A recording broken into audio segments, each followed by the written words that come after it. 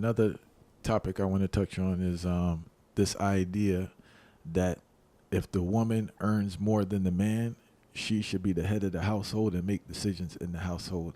How detrimental is that? Oh, of course that's a problem because we have been you know, trained and taught that money is God. We respect people more if they have a lot of money. They special. Regardless of how they got the money or their Yeah, character. yeah, it don't matter. If they got a lot of money, we'll cater to them. In fact, you get more gifts and stuff with money than if you don't have no money, because people want to give something to somebody. This seems to be the way it is.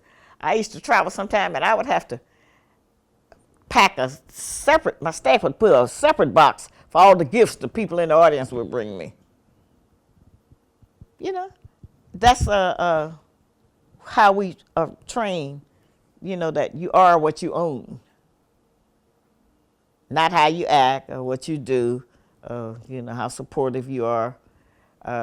Just whatever you got that makes you greater and above the people. And that's not good. But we practice, the big I and the little U. The messenger said that in Islam, and it wasn't supposed to be no big I's and little U's. You're supposed to have equality. Do you feel like, how would I say this? How would people restructure, not restructuring the home, but restructuring their mind frame to understand that despite certain men's inability to make as much as women, they still can lead a household? Well, there'd be so many other layers of that you'd have to correct, because men have historically sometimes treated us kind of funny if they was the major breadwinner. And so we think that that's the pattern. That's what's been modeled for us, and so we're supposed to do that. And so we behave. But that would have to be a discussion that came up way before then, because sometimes some of them, them leaf raking and boot dusting jobs are gone pretty much. And so if a person has one of them big jobs, you don't have the kind of security that people once used to think they had on a big paying job. You could be let go because so much of it is technical now in a month, in a day, in a week, and your whole lifestyle change because we want to adorn ourselves with the material things that we don't make. We don't get no profit off of it. But we want to adorn ourselves with those things that say, look at me, I'm rich, I'm successful, look what I got. Okay. Many of us have houses way bigger than what we need. That money, we got over 500,000 black children in foster care. Who need help? Who needs support? We got several brothers out there now trying to have schools, trying to work with these black boys and the black girls. They need help. We have and I'm not telling nobody to give away everything they got or not to like nice things, but we didn't know there was things that was called nice until they showed them to us, because we don't have nothing. Every school we got is financed by them. Every college we got is financed by them. We don't have nothing compared to a time when we didn't have nearly the kind of money that we got now, when we had our own schools. We had our own railroads, our own law schools. We had our own cemeteries. We had our own stores and service centers and all of those things. And I'm not saying we have to reproduce that now, because white people have made it through their chains of different businesses that it's simpler to go to them. All of it leads back to that we have to do the work for ourselves. And it's nothing that's going to, and I'm going to tell you what we're getting ready to see. All of those people that's coming over here now, the immigrants and so forth, just like a lot of the Asians and Latinos and other people have already done, they come here, and in a couple of years, they're opening up a business. See, it's not in a vacuum that everybody know how to do something for themselves but us. That was intentional. And it's passed down each generation. When our men start work, we used to work at the post office and be a nurse and work at General Motors. Well, those were big time jobs for us to get the things that they told us was important. Well, we have been taught that. It's like people that don't have shoes. They'll say, I don't like shoes. You know, 'cause they don't have no shoes. Ooh, I don't like jewelry, because they don't have any jewelry. So all of that, I don't need no man, I don't want no man, it's because we don't have no man, okay? And it's hard for us not to have a man because we try everything that we can think of. We wear anything that we can think of. We'll do anything that we can think of to get a man. So those of us who don't have a man, we just have either exhausted all of our ideas or we have just decided, I'm not doing that just to get no man or whatever, okay? But we all want a man. We all want a man, and most of us all want at least one baby. Those are things that we do want. And we still are laboring under the misinformation that if we can get a man to get us pregnant, that we'll have some kind of hold on him to control him.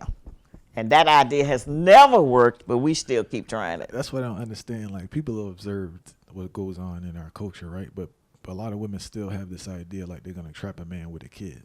Yeah, we do. And it's really, as I said, that's one of the reasons men have to be taught fatherhood too. Because the system that we have practiced in this country is that when you quit the woman, you quit the children too. Okay? And because the rules of child support, are so damaging to our men. If, as an example, if a man is making $2,000 a month, take home pay, that's realistic, right here today, okay? And if his child support, if he got 2 or 3 children, or 2, 1, whatever, if his child support is $500 or $600 a month, and his rent is $1,000 a month, see? So it's a non-sustainable system if we want our men to be involved in their children's lives, because our men use a lot of excuses not to pay, even a little bit. Some of our men buy clothes and stuff and they think that's child support. Some of our men just completely disappear. Some of them won't work at all because they know if they work, they're gonna have to pay that money for child support. So that is one of the ways that we kind of get you back, because there are other ways to do that would keep you out of the system and you all would be able to co-parent. However, we need teachings on how to co-parent. I was going to ask you that. We don't know how to do that. We don't know how to cohabit with each other. Okay? So we don't know how to co-parent. Anything that's co means unity. We don't know how to practice none of that. Okay? So we need to have teachers or somebody that come up with some kind of program or brochure or something about how to co-parent without the enemy in the middle of it. Would you be able to provide any advice to anyone in regards to co-parenting? Because people seem to just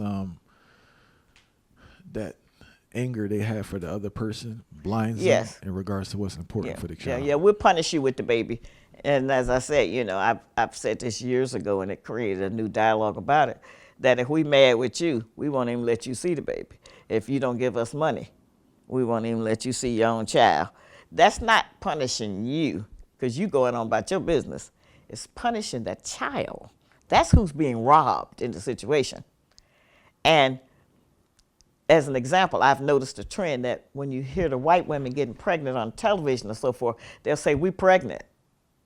I've even heard their men say, "We're pregnant," okay? We say, "Where's my son? Where's my daughter?" Okay? And I know we real tough, but we can't have no baby by ourselves. They're just not gonna. It has never flown in that way. So I think that that's something that we could sit down and just talk about. I know we mad, but we got to do this different, or write it to the person.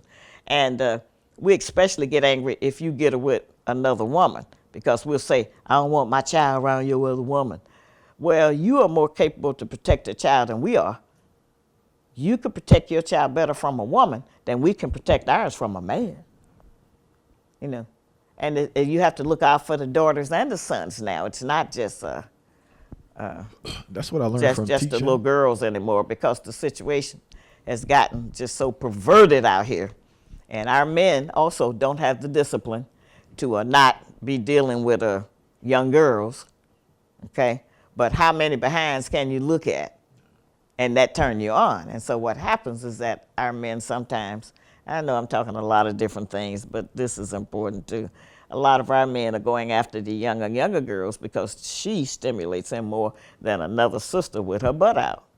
It's just enough, and every market can get saturated. Okay, the crack market, and what that did to our people, and even now in our schools, we are dealing with the children, great grandchildren, and great great grandchildren of the crackheads of the 80s and 70s. Okay, and our children, maybe who we have tried to raise up in a more normal environment, are out here trying to mate with these people that's crazy, emotionally blown, a lot of things. And so that's a problem we're dealing with too that we're not addressing. We're acting like that this just, we didn't study that because they didn't care about us enough to study that. If it had been their children, they'd have studied that. What is the connection 40 years later to what happened there? These are the people that don't want us to deal with our history. But all they talk about is remember the Alamo, remember Pearl Harbor, remember 9/11. I mean, they want to remember everything. They have a history, and they teach it to their children, and unfortunately, they teach it to ours.